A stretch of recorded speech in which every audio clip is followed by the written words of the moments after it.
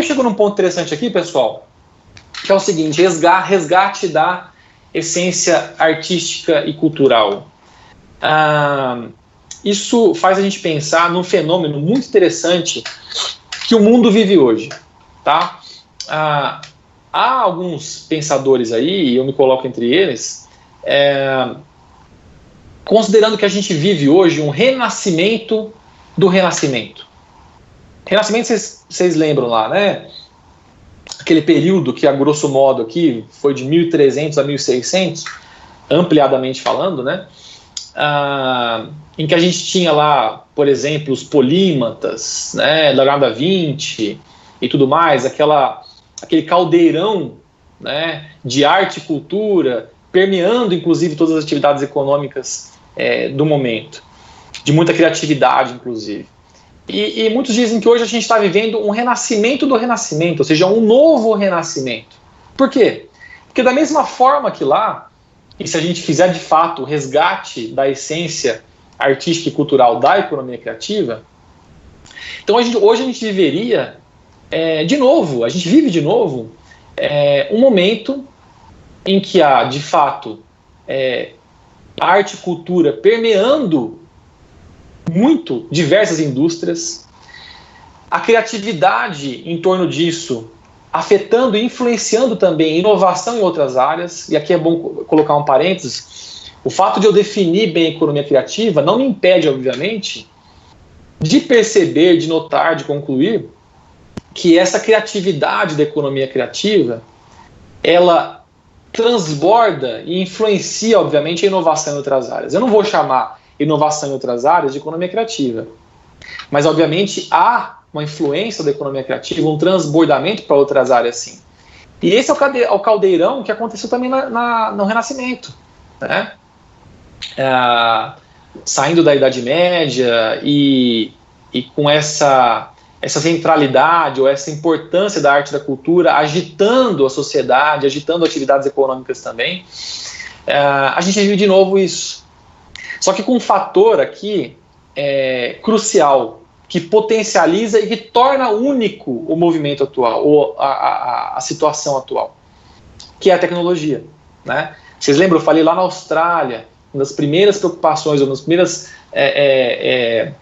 questões que foi identificada ali em associação à arte e cultura, foi realmente a questão do avanço tecnológico. E é o avanço tecnológico que torna esse renascimento do renascimento, ou esse novo renascimento, único. E eu queria colocar para vocês aqui por que torna único. E para colocar isso para vocês, eu gostaria de trazer aqui uma comparação, uma metáfora muito interessante do Michel Serres, que é um filósofo que escreveu a Polegarzinha. Já explicando aqui o título, parece até título de livro infantil, né? Mas ele colocou esse título aqui, A Polegarzinha, porque ele considera a geração atual. Eu tenho um filho de 5 anos, as crianças hoje, a gente vê, infelizmente, né, muitas vezes, tomar cuidado com isso até, o polegarzinho esperto demais aqui, ó, nos aparelhos digitais, celular, tablet, o polegar, principalmente no celular, né, o polegar ali espertíssimo, né, e aí, nessa brincadeira, Michel Serres chama essa geração de polegarzinha, né, essa habilidade aqui do polegar muito, muito específica, né, muito peculiar. E ele fala o seguinte: no passado, e aí entra um pouco mais na área de vocês aí, né, a gente foi lá atrás na história, como é que as informações, o conhecimento, a gente pode até dizer assim, era transmitido, né, na sociedade, entre os seres humanos? Oralmente, certo? As tradições orais e tudo mais. Então, eu passava para você, meu filho, e depois passava para o meu neto, e eu, como chefe tribal, enfim, passava para a minha sociedade, todos os conhecimentos, por meio de histórias, contando. E para fazer isso, obviamente, eu tinha que estar com tudo aqui aonde? Na cabeça, certo? Eu ocupava uma boa parte de memória aqui, né, do meu hardware, certo? Cerebral, guardando as informações todas, o conhecimento, para poder contar e passar adiante, certo? E isso começou a mudar, porque o Michel Serres fala, né? Porque depois eu tenho a invenção da escrita. Então agora eu consigo esvaziar um pouquinho aqui o espaço do hardware e agora eu consigo registrar de forma escrita, né, o que eu estava antes apenas decorando para reproduzir. Agora eu registro lá, posso, quando eu preciso, consultar o que está escrito e não preciso mais decorar, não preciso mais guardar tanto, usar tanto a memória, usar tanto o cérebro para isso, né? E vocês sabem, a escrita, depois ali os papiros, depois o livro, a imprensa, né? O livro. E aí cada vez mais eu começo a poder esvaziar, no sentido positivo, né? Aqui, memória, eu consigo usar menos a minha capacidade intelectual, mental, na verdade, para isso, para decorar e reproduzir, porque agora eu tenho tudo registrado no livro, por exemplo. E vocês concluem, obviamente, não preciso nem falar, que isso aumentou ainda mais com a tecnologia, com o computador, e ainda mais com o computador na palma da minha mão, que é o celular. Então hoje, eu, considerando essa evolução aí, né, não preciso mais guardar praticamente nada aqui na cabeça, né? Não preciso guardar mais praticamente nada, porque basta consultar.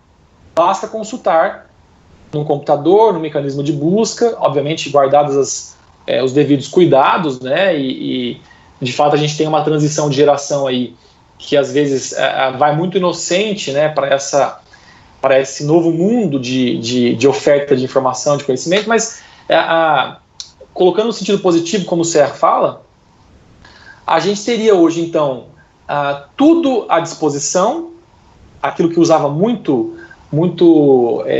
memória RAM, digamos assim, muita memória cerebral, a gente tem à disposição aqui. E aí, ele lembra da lenda de São Denis. Olha que interessante. Não sei quem é católico aí, eu não sou, mas a lenda de São Denis, corrijam aí os que... na verdade, a gente está aqui na Universidade Católica, inclusive, devem ter muitos que sabem melhor que eu, mas a lenda de São Denis diz que o santo foi decapitado, né? E ele, no milagre, abaixou-se, pegou a cabeça e saiu andando, né, com a cabeça na mão. E aqui, acima do pescoço, brilhava ali uma luz transcendental, né, de fato como sinal do milagre ocorrido. E aí o Serres pega essa lenda e ele fala o seguinte, essa crença, enfim, ele faz o seguinte no sentido agora metafórico, né?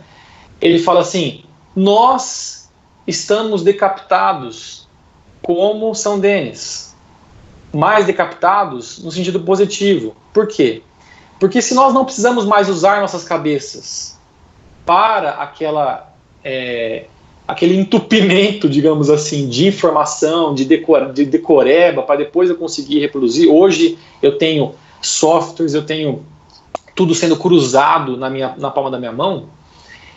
Hoje eu posso, então, retirar dessa cabeça antiga, né, essa forma de usar a cabeça antiga, ele diz, eu posso hoje, então, utilizar de forma inédita a minha criatividade, porque sobra espaço, entre aspas, para isso. Ou seja, da mesma forma que a luz acima do pescoço decapitado de São Denis era um milagre, era uma coisa maravilhosa e representava um potencial tremendo, hoje nós viveríamos, segundo Serres, um momento extraordinário de poder ter a mente livre para criar, como nunca na história da humanidade. Obviamente, vocês sabem que eu falando aqui de esvaziamento da mente no sentido positivo, obviamente a gente tem também, isso os educadores abordam muito, né, alguns riscos, algumas incertezas, alguns receios sobre um possível esvaziamento negativo, no caso, com essa evolução tecnológica, com esse processo esse processo que eu coloquei para vocês, né? Mas pegando um aspecto positivo que o Serres fala, né? Hoje a gente tem então, e aí principalmente, dada a ênfase que as indústrias culturais e criativas em que vocês estão inseridos, né? Nós temos como nunca na história da humanidade, tá, a possibilidade de criar, a possibilidade de usar nossa capacidade mental, nossa cognição, nossa capacidade criativa para inovação, para coisas inimagináveis, porque agora eu tenho a minha cabeça antiga, né, digamos assim, pegando a lição deles, lá na palma da minha mão, tudo se cruzando. Eu posso usar essas ferramentas e deixar aqui apenas para a luz que emana milagrosamente ali sobre o pescoço. O impacto sobre a comunicação é evidente, né, é evidente. A gente tem essa oportunidade inédita de empreender na economia criativa nesse sentido.